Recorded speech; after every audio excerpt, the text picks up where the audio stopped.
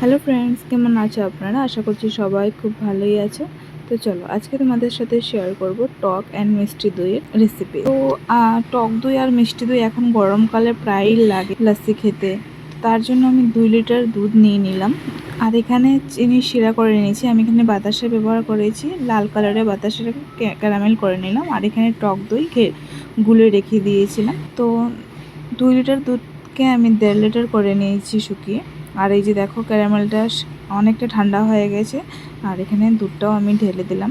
তো 1.5 লিটার দুধ হাফ আমি টক দই করব, হাফ মিষ্টি দই করব। তো তার জন্য দেখো এখানে এই টক দইটা যেটা আলাদাভাবে আমি গুলে রেখেছিলাম, সেটা আমি টক দইয়ে দিয়ে ভালো করে এটাকে গুলে নিলাম। তারপরে এই যে দেখো লাল কালারের প্লাস্টিকের বাটিতে এটা আমি ঢেলে দিলাম।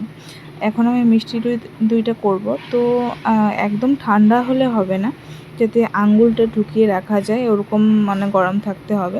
তো এই যে দেখো টক দইটা আমি মিষ্টি দইয়ের মধ্যে দিয়ে ভালো করে গুলে নিলাম। আর এই পাতিলটা অনেক আগেকার ছিল যেটাতে আমি করব। তো ওই যে দেখো এখন মিষ্টি দইটা এটার মধ্যে ঢেলে দিয়েছি। তো এটাতে প্রায় 24 ঘন্টা রাখতে হবে। তো আমি দেখো এখানে ব্ল্যাঙ্কেট নিয়ে নিয়েছি। তো ব্ল্যাঙ্কেটটা আমি চারপাশ দিকে জড়িয়ে রেখেছি। তো আজকে 12টার সময়, প্রায় 12টা বাজে। তো কালকে আমি তুলব। তো চলো 24 ঘন্টা পর দেখা যাক। তো চলো 24 ঘন্টার উপরেই রেখেছি। তো কি হয় দেখি। কালকে গামলা দিয়ে রেখেছিলাম যাতে কিছুই না ধরে এসে। তো চলো দেখি এসে। মা, আমার ভালো বেড কাভার ব্ল্যাঙ্কেটটা কি করেছে দেখো ইঁদুরে কেটে। ভগবান, দেখো ভালো ব্ল্যাঙ্কেটটা ইঁদুরে কেটে কি করেছে। দইটা ঠিক আছে না? দইটাও খেয়ে নিয়েছে। দেবে আমাকে বল। সুন্দর বসেছে তো। দেখো পুরো তেড়া করে দিচ্ছি, কিন্তু কি সুন্দর বসেছে দেখেছো?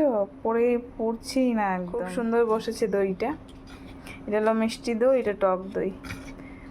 তো হয়ে গেছে, কিন্তু লস হয়ে গেল, আমার ব্ল্যাঙ্কেটটা কেটে দিল। তো চলো কেটে দেখাই।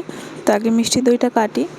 খুব সুন্দর বসেছে দেখো, একদম ঘন ঘন, পুরো একদম ভালোই বসেছে। তো চলো এবার তোমাদের টক দইটাও দেখাই। তো দেখো টক দইটাও খুব সুন্দর বসেছে। তো কেমন লাগলো তোমাদের অবশ্যই কমেন্ট করে জানিও। ভালো লাগলে একটা লাইক করে দিও। আজকের জন্য বাই বাই।